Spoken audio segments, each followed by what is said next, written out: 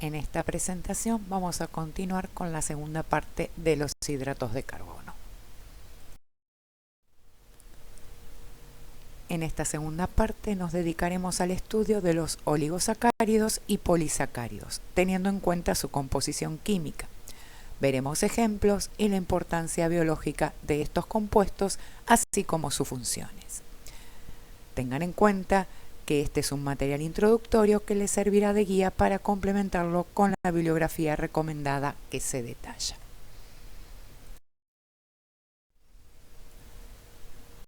Los oligosacáridos son polímeros cortos que resultan de la unión de hasta 20 unidades de monosacáridos. Los de mayor importancia biológica se encuentran asociados a lípidos formando glucolípidos o a proteínas formando glucoproteínas. Asociados a proteínas y lípidos de membrana, tienen funciones de reconocimiento y señalización. Por este motivo, vamos a encontrar los hidratos de carbono que están asociados siempre a la cara externa de la membrana plasmática. Hay que tener en cuenta que la unión entre cada uno de los monosacáridos que van a formar el oligosacárido es una unión del tipo O-glucosídica, similar a la que vimos en la formación de los disacáridos. Las uniones que puedan establecerse con los lípidos o con las proteínas serán diferentes y dependerán de la naturaleza del lípido o de la proteína involucrada en la unión.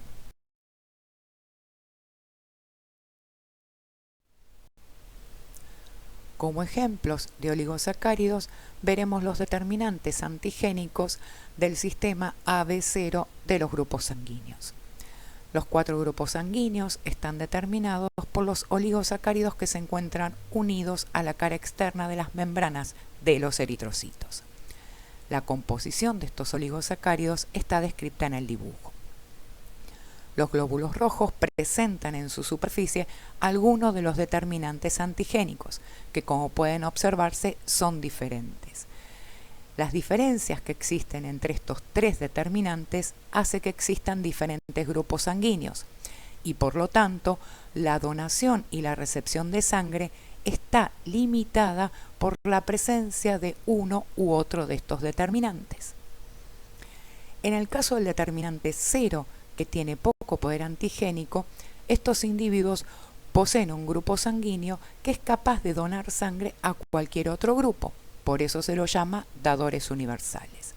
Adicionalmente, estos individuos solo pueden recibir sangre de otro dador del grupo 0.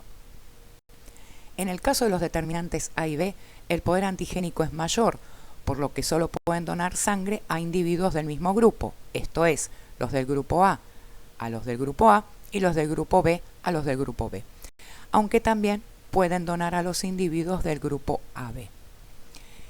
El caso particular de la sangre AB es que al tener los 2 determinantes antigénicos puede recibir sangre de cualquier grupo y por lo tanto estos individuos se denominan receptores universales.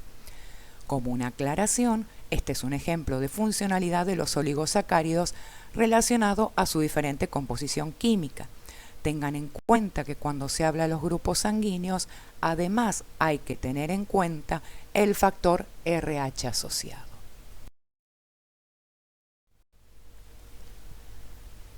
Con respecto a los polisacáridos, son el resultado de la polimerización de monosacáridos, que pueden ser iguales o diferentes, así como las uniones que los estabilizan. No son dulces y esta es una diferencia con los monosacáridos, no son cristalizables, no son solubles en agua, aunque pueden formar coloides. Son considerados como macromoléculas no reductores y cumplen funciones de reserva energética y estructurales. Estos compuestos llegan a tener un peso molecular muy elevado, que depende del número de residuos o unidades de monosacáridos que participan en su estructura. Este no es un número fijo, sino que es variable dentro de determinados valores y está relacionado al mecanismo de su formación.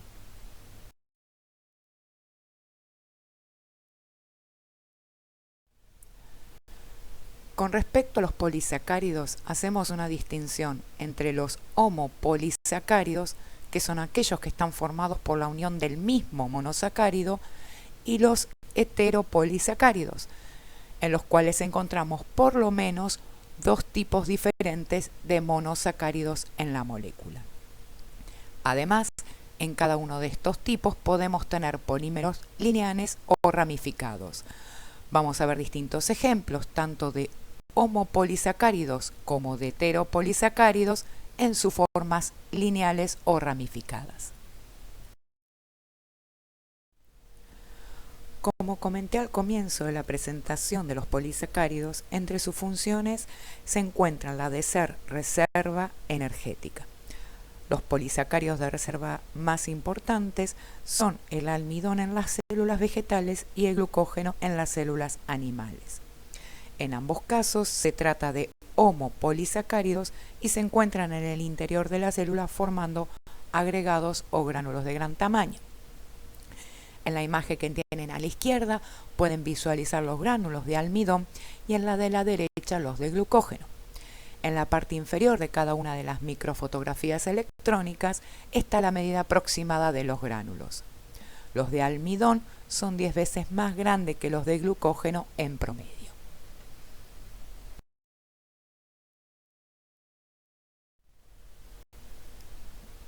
Con respecto al glucógeno, es el polisacárido de reserva más importante en las células animales. Es un polímero de subunidades de glucosa unidas por enlaces alfa 1,4 y con ramificaciones del tipo alfa 1,6. Estas ramificaciones se encuentran cada 8 o 12 residuos. Es muy abundante la reserva de glucógeno en el hígado de las células animales. Con respecto al almidón, contiene dos tipos de polímeros de la glucosa, la amilosa y la amilopectina. La amilosa consiste en cadenas largas y no ramificadas de unidades de glucosa unidas por enlace alfa 1,4, con masas moleculares muy altas. La amilopectina también tiene una elevada masa molecular, pero a diferencia de la amilosa, se encuentra muy ramificada. En la amilopectina, los enlaces glucosídicos de la cadena son del tipo alfa 1,4 y cada 20 o 30 residuos aparecen puntos de ramificación con enlaces alfa 1,6. Otro ejemplo de homopolisacárido es la celulosa, aunque en este caso es un polímero cuya función es estructural. Se encuentra en las paredes celulares de las plantas, en particular en cañas, tallos, troncos y todos los tejidos vegetales leñosos. Es un polímero lineal, no presenta ramificaciones y está formado por glucosa. Pero a diferencia de lo que vimos anteriormente, la glucosa que forma la celulosa tiene conformación beta. Por lo tanto, las uniones que se establecen son del tipo beta 1,4. Particularmente nosotros podemos utilizar el almidón y el glucógeno que se ingieren en la dieta, ya que son hidrolizados por alfa-amilasas. Las alfa-amilasas son enzimas que se encuentran en la saliva y en el intestino y que son capaces de romper enlaces glucosídicos alfa 1,4. Por el contrario, no podemos utilizar celulosa como fuente de energía porque no tenemos enzimas capaces de romper e hidrolizar enlaces del tipo beta 1,4. Este es un ejemplo de la diferencia que existe entre compuestos formados por el mismo azúcar, pero en una forma isomérica diferente.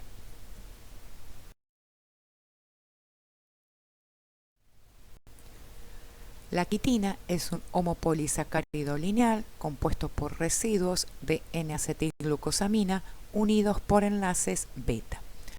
La quitina forma fibras extendidas. Es el componente principal del exoesqueleto de los artrópodos y uno de los polisacáridos más abundantes en la Tierra junto con la celulosa.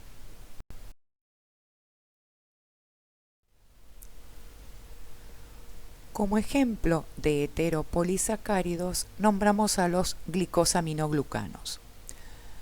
Son polisacáridos complejos que no están ramificados y están compuestos por sucesiones de una misma unidad de disacárido. Por eso decimos que están formados por unidades repetitivas. El disacárido que conforma cada glicosaminoglicano en general es un ácido glucurónico, un ácido hidurónico o galactosa, más N-acetilglucosamina o N-acetilgalactosamina. En general, las uniones entre el ácido urónico y el aminoazúcar son del tipo beta-1,3 y las de los disacáridos son del tipo beta-1,4. Forman parte de la matriz extracelular de diferentes tejidos. Los más abundantes son el ácido hialurónico, el condroitinsulfato, el heparansulfato, el dermatansulfato y el queratansulfato. En algunos glicosaminoglucanos, uno o más de los hidroxilos del aminoazúcar se encuentra sulfatado.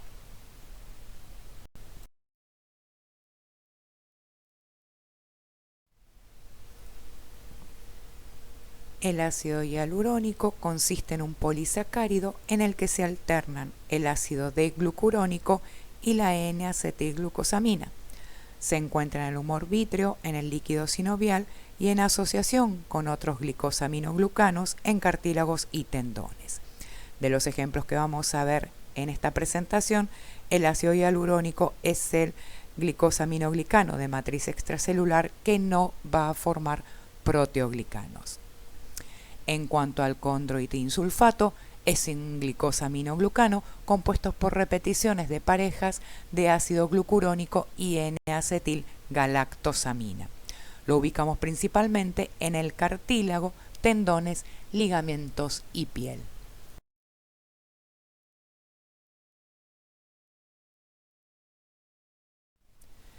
El heparansulfato está formado por dímeros de ácido glucurónico o ácido hidurónico y N-acetilglucosamina.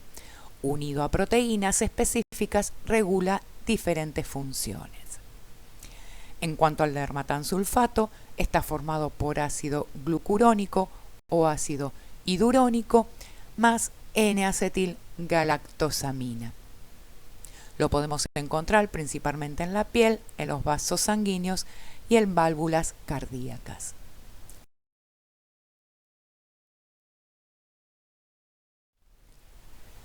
Y en cuanto al queratansulfato, está formado por galactosa y N-acetilglucosamina. Los azúcares pueden tener distinto tipo y grado de sulfatación. Lo encontramos en hueso y también en cartílago agregado con el condroitinsulfato.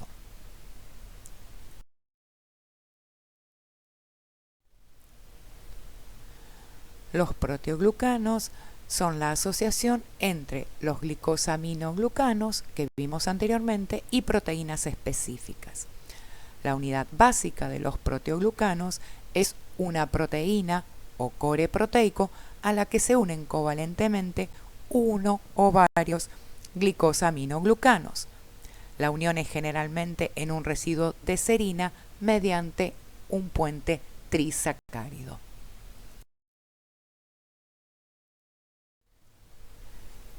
En la figura vemos un ejemplo de asociación entre proteínas y glicosaminoglucanos. Más adelante, cuando veamos los temas de membrana plasmática y de matriz extracelular, daremos ejemplos más específicos de estas asociaciones y también de las funciones que cumplen. Para todo, recuerden que las funciones van a estar relacionadas con la estructura química, ya que de la estructura química van a depender las asociaciones que se puedan o no formar. Y esto no solo aplica a los hidratos de carbono, sino que a cualquier tipo de molécula. Con esta presentación terminamos el tema de hidratos de carbono. Ya están preparados para profundizar estos contenidos con la bibliografía recomendada. Muchas gracias por su atención.